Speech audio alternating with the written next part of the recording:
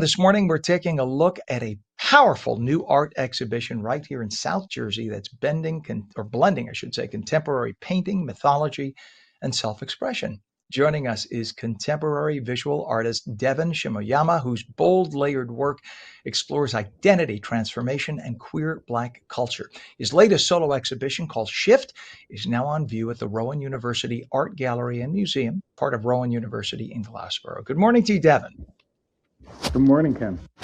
Nice to have you on. I was going down the YouTube rabbit hole last night and looking at your work.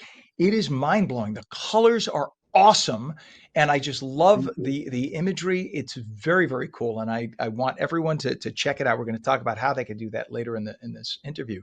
But your work is known for being visually striking. You have rhinestones and sequins and glitter and rich color, but it tells deeper personal and cultural stories. So, what inspires that combination of the meaning of those stories and the materials that you use? Yeah, sure. Thank you so much. A lot of the things inspire what I'm making. I do a lot of research. My practice is based partially in research, sort of looking at religion, sort of looking at identity as well. I also do a lot of experimentation in the studio. I'm playing with a lot of materials that I associate with, kind of more craft materials that can kind of mimic something more glamorous. And I love that kind of play of whimsy and materiality as well. I'm also Very looking cool. at And pop culture too.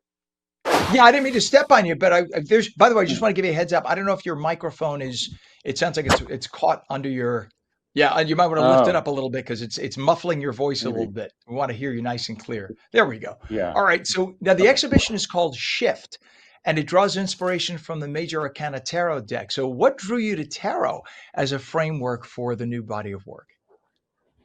Yeah, I looked at tarot because it's sort of interesting to me, the type of imagery in it kind of brings together many different types of belief systems, looking at, the Egyptian pantheon, Catholicism and Christianity, but then also um, new symbols coming in from all different places. And I was really interested and fascinated how something so ancient and old can, still be so relevant today and be able to be used for people to kind of do their own searching of self and help give them guidance. Very cool. And it blends all those different things, fine art, pop culture, mythology, mysticism throughout the show. And now, in terms of how it helps you explore themes like identity and transformation, I mean, some people might say that's a leap, and I would say no. I mean, it's brilliant. Like, at what point did you think, well, there's a connection here? I could really find the connection. I think I was really interested in the fact that the original person who actually illustrated the most popular tarot deck, Pamela Coleman Smith, she was this kind of shapeshifter figure throughout history in her own lifetime, seeking out and trying on all different types of identities herself. And she used her kind of uh, incredible illustration skills and her own travels and deep dives into various cultures to bring together all different types of symbols so that way other people could then take from those symbols and read and project into themselves their own identities. And so that really was inspiring to me. Mm. And your work uplifts and centers the queer black male experience too, often using fantasy and symbolism. So, why is imagination such an important tool for making sense of real life experiences? I think imagination is this incredibly powerful tool. I think it's really useful in being able to imagine strategies and ways to move forward, to make progressive movements and to incite change. And so, imagination, fiction, all of these are kind of ways in which we as society can find ways to come together, to take action, to move forward. So, that's something that's so integral to my practice, but also just to how we move through history in general. Now, only because I thought we had images to cut to and show you, and I don't believe we do Mhm. now. And that upsets me because I want the people to see. I'm going to do Yeah. this old school. I'm going to just show people, I mean, some of your work. And I know it looks like it's very low tech the way I'm doing this, but your work is absolutely amazing. I mean, I'm looking at the colors Thank that you you. use, the palette you use. Just for what is that called, by the way? This was fascinating. That one is called Temperance. And so, yeah, they're large scale paintings. That painting there is about 7 feet by 5.5 feet wide. So they're large scale. There's a lot of different mixed media, like you said. So collage materials, fabrics, a lot of sparkly and shiny things, jewelry. I love that. I love the fact that you mix all those different eye-catching factors into one. And I mean, your images tell quite a story.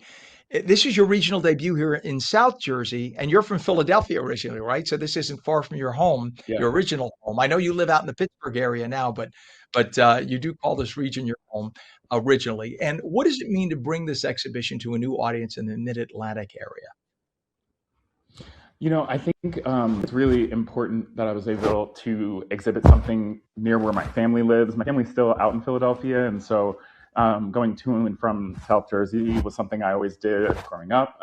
So bringing something home is really important to me, but also bringing something to a place that kind of raised me is significant. It's a lot of the types of things that created the foundation as to who I am and how I think, and sent me out into the world, is in South Jersey and in Philadelphia. And so to be able to come home, after growing and bringing in all of these new things that I learned and how I've become the person that I am today is just really significant and special to me.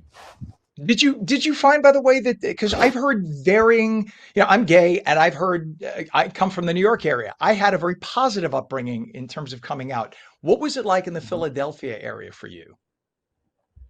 I was really fortunate to grow up in a family that was incredibly accepting and really supportive of who I am, and that's why I think a lot of the paintings that I make use so many vibrant colors and celebratory type of imagery. But I think the complicated nature of being queer in public spaces can sort of ebb and flow depending on where you are situationally. Being black and queer in that type of intersectionality, going into certain traditionally black Christian masculine spaces like barbershops can be complicated to navigate. Hmm. So, it kind of changed, depending on exactly where I was at the time. So, yeah, it's complicated, but yeah, Well, but I know we're very fortunate that we didn't have a lot of the negativity that unfortunately a lot of our brothers and sisters did coming out and growing up. We're both very absolutely. blessed to have that. But I love your art. It's beautiful. I would Thank love to you. come down and see the show. It's about an hour away from me, but I'm going to try to get down there. What's a website for more information if we can? Yeah, I am on Instagram. All right. Oops, I'm sorry, I'm just losing some audio from you. So we'll check you out on Instagram. The solo exhibition Shift can be seen at the Rowan University Art Gallery and Museum in Glassboro. Artist Devan Shimoyama. Have an awesome show. Thank you so much for coming on this morning. You're very, very talented. You're amazing. All right. Thank you so much. Yeah, we're having some audio problems, unfortunately, but please check out his show.